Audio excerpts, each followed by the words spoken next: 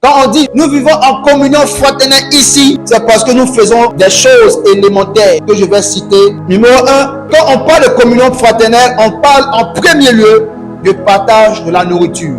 La communion fraternelle commence là où il y a partage de nourriture.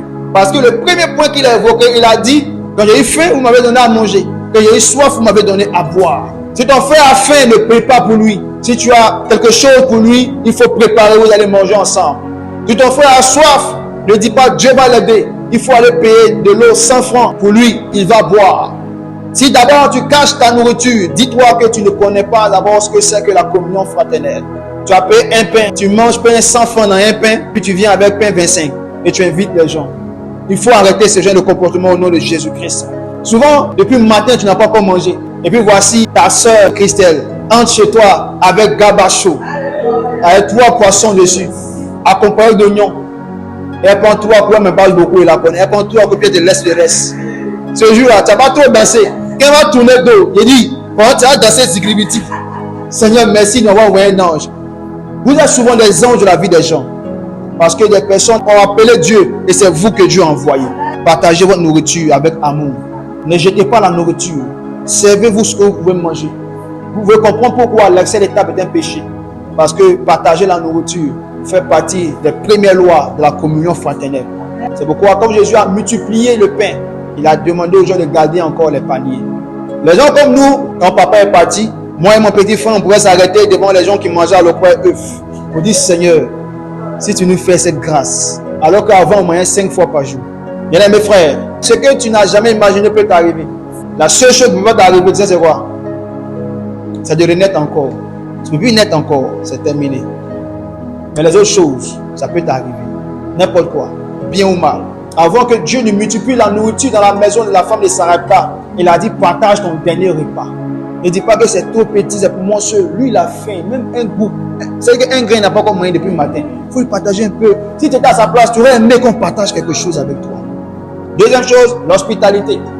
Aujourd'hui, l'hospitalité est devenue impraticable dans la ville ou dans la société. Parce qu'on a peur de mettre quelqu'un dans notre maison qui va nous voler. Et c'est à cause de ces choses, la Bible dit que l'amour d'un grand homme va se refroidir. Mais toi, ton amour ne doit pas se refroidir. Ton amour doit se réchauffer. Parce que le diable a refroidi ton amour, c'est pourquoi ton portable est perdu. Pour les autres, tu as ramassé, tu leur as donné. Mais pour toi, personne n'a ramassé pour te donner. C'était dans ta chambre même, ils sont allés checker pour partir. À cause de ces choses, l'amour d'un plus grand homme se refroidira. Vous riez. Continuez de rire. Vous allez comprendre que votre dernière paire de chaussures, quelqu'un vient voler. À l'époque, maman était allée faire des procès à Agoville. Il y avait un dernier billet de 500 francs qu'ils ont enlevé dans la main de mon petit frère pour fuir. On était assis nous tous, le dernier billet de la famille. On était assis puis on se regardait. Mon Dieu. Mais gloire soit rendue à Dieu, le Père des orphelins.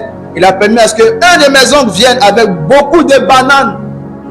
Il a déposé, il a mis un billet dessus. Le billet le plus grand de la Côte d'Ivoire.